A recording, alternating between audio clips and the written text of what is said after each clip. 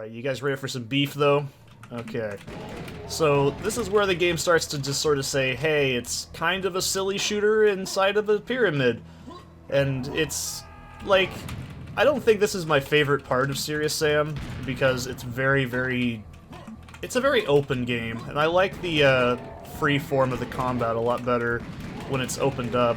Serious Sam HD is what this Fusion mod is running through, and I mean, Serious Sam 1, by the way, I have to stress this, when that game came out, that shit was unbelievable. Like, that kind of power that this game could generate, like, in the system it was running on at the time, was unbelievable. Like, just think about this, man. I never actually grew up playing Serious Sam. I didn't play Serious Sam until I was like 20-something, I think. I must have been 19 or 20, I'm pretty sure. So I never actually got to grow up with playing this. I never knew anybody that played it either, so it was really just like a... I don't know. I don't even know how I discovered the series. I'm pretty sure it was like 2012, Serious Sam 3 had come out, and me and my friend at the time were playing co-op, and I was like, oh, this is actually pretty good. And, you know, he's like, oh yeah, you should check out the series, and I never actually did, because... I don't know, I just never actually looked into it, and it was a big disappointment because, man, it's a very fun series. I have played through this with a couple of friends once, and he basically said, oh, dude, it's like sad Halo, and I was like, no, you don't understand, you're playing with me, and I've played the game 1,000 times, so it's pretty easy for me. But, you know what I mean, if you play with more people, there's more monsters to kill. I think one of my biggest problems with serious difficulty is it adds, like, extra things, like invisible enemies, and like, you know, it's not like the same, you know, I just don't feel like it's as fair. I think the enemies also do more damage, I'm pretty sure, as well. I'm not really a fan of that. I've always stuck to the gun that if a game has a higher difficulty, it's just more monsters, and that's more fun. But it just sort of feels unfun to me, at least. Maybe it's because of Serious Sam 1 has a really slow startup. Like, you don't get all your weapons until much later. And, the game does kind of coax you into that, but you know what I mean? It's just not really my cup of tea. Like, I just prefer to play it on normal. Normal's already challenging enough. And, yeah. I don't think it's a real big deal if you play this game on normal, but if you're playing it on easy, it's absolutely just ridiculous. Why would you want to play this game on easy? This is definitely one of the most challenging games I've ever played, too. So, these scorpion-looking motherfuckers that don't yell get over here, these are basically a hit scan enemy, and they have line of sight on you, and they'll make a noise, they'll start shooting. So you have to use sound cues to take care of those effectively. There's two variations of them. There's a red one and the yellow one. The red one has more health. There's also another enemy type that's similar to that are green, and they're really awful. We'll get into those guys later. The reptilians or reptiloids, whatever. All I know is my ex used to hate when I called, like, the reptile conspiracy theory people, I would call them reptilians, and she'd be like, I'd call them reptiloids. She's like, no, it's reptilians. I was like, no, it's reptiloid. It'd piss her the fuck off. But, yeah. So, we do have a secret rocket launcher. It's pretty dope, I guess, you know. But, the rocket launcher right now doesn't have very much ammo for it, so we're not really going to be using it as much. This game does have rocket jumping, kind of like in Quake, but it's not as fluid. You take a lot more damage than you would in Quake. And I generally don't do it very often. I usually do it to get, like... Why am I getting some frame skips here? That's really awful. Usually it's only gonna be in, like... some secret situations where I know I can get, like, a pretty easy item. I mean, for the most part, rocket jumping is nowhere as important as it is in Quake. Unless you're going for, like, secrets. I know Serious Sam 3 has a lot of stuff that's based around that kind of gameplay, which is pretty cool. I mean, I like it. You can definitely tell that Serious Sam was made by people that knew how first-person shooters worked. And I have not played Serious Sam 4 yet. This rig I'm running right now is more than capable of running it, but I just haven't picked it up. It's not really been on my radar for a while. I'll actually show you guys how to rocket jump in this as well. It's a little bit... Oh, Jesus. It's a little bit... Excuse me, I'm just gonna roll with that, that's fine. I was gonna rocket jump up there to get that, but I guess not. I don't know why I keep getting frame drops too, that's really annoying. I don't really have any issues. You can actually see in the background my specs going on too. So it's not like the computer is having a bad time. It's just, I don't know, man. So like I said, no bunny hopping, no real like rocket jumping to speak of like in Quake.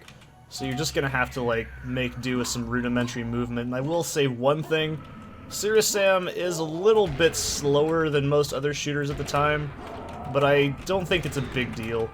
Also, I forgot to mention this game teaches you to prioritize shit really importantly. Like, once you see those kamikaze units, you need to kill them ASAP. Like, if they're alive, it's probably a bad time. And also, I'd recommend using your revolvers as long as you can. So, and you can also tell, by the way, most enemies have the exact same HP, and you can kind of determine... I kind of do this as what I call, like, Doom logic, where 2 rockets is, like, 2 super shotgun blasts, whatever. So, like, 2 shotgun blasts is enough to kill those, scorpion dudes. And then we've also got, like, 2 rockets to kill them if we can get a distance on them. There is also a grenade launcher that's really good, and the expansion pack, second encounter also adds pretty much some of the best shit in the series. Like, you get a fucking beastly sniper rifle. I don't know why I'm getting frame drops. That's getting old real quick.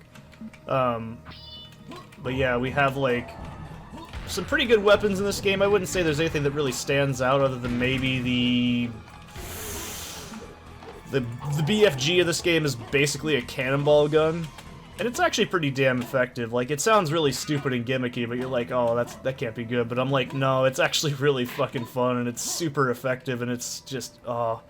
So here's your first technical arena in the game as well. This is a bunch of Kleer, some kamikaze dudes, and a couple of beheaded just to get in your way. Later Serious Sam games, and Serious Sam 3 in particular, you have hit-scan enemies that are basically like the beheaded, and they're really annoying. I don't think they're as bad as most people make them out to be. They only show up during the first couple levels. And I hate to say this too, because I generally hate that philosophy of, oh, a game gets better after like X amount of hours. But, you know, Serious Sam 3, it really does, but it does have a lot of issues that I don't like. Serious Sam 1 and First Encounter to an extent, they have a very basic grasp on what works and what doesn't. And the system is so basic that it's running in that it's almost like, you know, it's just like training wheels, really. So, in terms of difficulty, I'd say the hardest one is probably Serious Sam 3, if only because the sheer amount of enemies the game throws at you at, like, various parts. And I'd say, like, in general, it's just because of mechanical frustration. Like, there's a lot of enemies in that, like the Witch Bride and shit, that are just awful. I absolutely cannot stand those enemies. They basically just pick you up and stop you in your tracks and you get fucking shot to shit. It's really annoying and I'm not a huge fan of it. For the most part, Serious Sam 3 also does have a lot of cool features. Like, it does have the, what are they called? The Punisher or whatever it's called. It's like a sniper rifle hit scan fucking rocket launcher, like semi-automatic fucking, oh my god, it's ridiculous. It's one of the most fun weapons to use in that game. Actually, no, I think it's called the Devastator, I'm pretty sure. But yeah. Serious Sam HD 2, or just the second encounter. Whenever I'm talking about Serious Sam 2, just assume I'm talking about the second encounter, by the way. Basically, that adds a sniper rifle, a flamethrower, a chainsaw. It adds, like, fucking tons of new enemies, new locations. It's a really cool expansion. I absolutely adore it. It's pretty much the same length as well as Serious Sam 1, and it's just a lot more harder, and I personally like it. Serious Sam 3, however, doesn't add that many new enemy types, and the ones they do are just generally very annoying. And the very first, I'd say, hour of that game is just very tedious, because you're just going through very boring areas that look very similar. They don't flow very well, is what I'm trying to get at. Like, you don't feel like you're getting in a groove. But they do throw you a lot of new weapons and enemies very quickly. But once you get to, like, the Egypt portion at the Sphinx, it's pretty much just like, oh yeah, look, hey, it's Serious Sam. You know, like, it really does kind of turn into that after a while. But, I still like Serious Sam 3. I don't think it's as good. I do look forward to practicing for it because, damn, is it a fun game. Like, when it kicks good. Like, I absolutely love the way that game looks when you're in the Egypt areas. It's just super cool. Well, how about this? The outdoor Egypt areas. The indoor Egypt, Cairo areas are really boring. But once you get into, like, the Giza portions and stuff, it's really cool. And also, another fun fact, I really, really love Egyptian mythology. I've actually watched about 12 hours of Egypt, like documentaries in the past few days, so maybe weeks, I should say, not days. That'd be a bit scary. But, you know, I grew up as a kid, and I really loved mummies and stuff. I loved Egypt. I just thought it was the coolest thing ever, and obviously I played a shitload of Yu-Gi-Oh! So I absolutely have a massive hard-on for anything Egyptian-themed. So, obviously I love this game a lot. But that's pretty much your first test. If you can handle this level, you can pretty much handle the rest of the game, I'd say personally. But yeah, that's that level. You pick up the symbol of Zeros and you finish the level.